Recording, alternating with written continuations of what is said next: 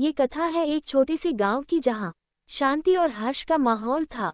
उस गांव में एक सयानी और कुशल महिला रहती थी जिसका नाम था जानकी। जानकी का एक बड़ा परिवार था जिसमें उसका बेटा रामू, बहू सीता और उनकी 3 छोटी बच्चियां शामिल थीं। जानकी की रसोई पूरे गांव में मशहूर थी क्योंकि वह हर पकवान को अपने हाथों से बनाकर स्वाद में 4 चांद लगा देती थी। समय बीतता गया और जानकी के अब बूढ़े होने के कारण उसकी हालत कमजोर होती गई। उसने अपने बेटे और बहू को बुलाकर कहा, रामू और सीता, मेरी तबीयत अब ठीक नहीं रहती, इसलिए मैं चाहती हूँ कि आज से रसोई की जिम्मेदारी तुम दोनों संभालो। लेकिन याद रखना, इस रसोई में हमेशा प्यार और सहयोग बना रहे।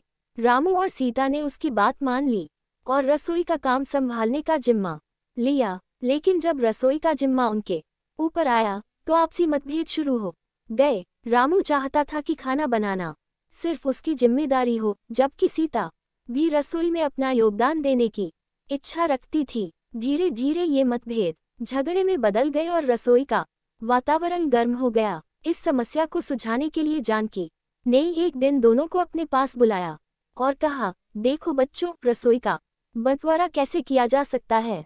एक रास्ता निकालना ही पड़ेगा ताकि सब कुछ शांति से चले। जानकी ने सुझाव दिया कि रसोई को 2 हिस्सों में बांटा जाए, एक हिस्सा रामू का और दूसरा हिस्सा सीता का। अगले दिन से रामू और सीता ने अपना अपना हिस्सा संभाला। रामू ने अपने हिस्से में अपने तरीके से खाना बनाना शुरू किया, जबकि सीता ने अपने हिस्से में अपनी पारंपरिक और स्वादिष्ट रेसिपीज के साथ काम शुरू किया। दोनों ने अपना अपना काम बखूबी निभाया, लेकिन कुछ ही दिनों में गांव वालों को यह महसूस हुआ कि अब जानकी के हाथों का वह पुराना स्वाद नहीं आ रहा था। रामू और सीता के बीच की संघर्ष का असर खाने के स्वाद पर पड़ने लगा था। लोग धीरे धीरे उस पुराने खाने को याद करने लगे और जानकी से उसके बारे में पूछने लगे। जानकी ने इस समस्या को समझा और एक दिन रामू और सीता को फिर से बुलाया। उसने कहा, बच्चों, खाने का असली स्वाद प्यार, सहयोग और एकता में है। यदि तुम दोनों अलग अलग काम करोगे तो खाने में वह पहले जैसा स्वाद कभी नहीं आ सकेगा। हमें फिर से कोशिश करनी चाहिए कि दोनों मिलकर काम करें और अपने अपने गुणों को मिलाएं। रामू और सीता ने ये जानकी की बात मान ली और फिर से मिलकर काम करने का फैसला किया। इस बार उन्होंने मिलकर काम करने की योजना बनाई। रामू ने सीता की रेसिपीज को ध्यान से सीखा और सीता ने रामू के खाना बनाने के तरीकों को समझा।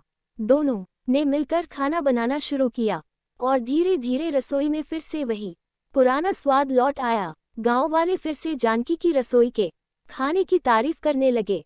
इस बार रामू और सीता के बीच कोई मतभेद नहीं था। दोनों ने मिलकर काम किया और रसोई को पहले से भी अधिक शानदार बना दिया। वे समझ गए थे कि जब तक सहयोग और एकता नहीं होगी तब तक कोई काम सफल नहीं हो सकता।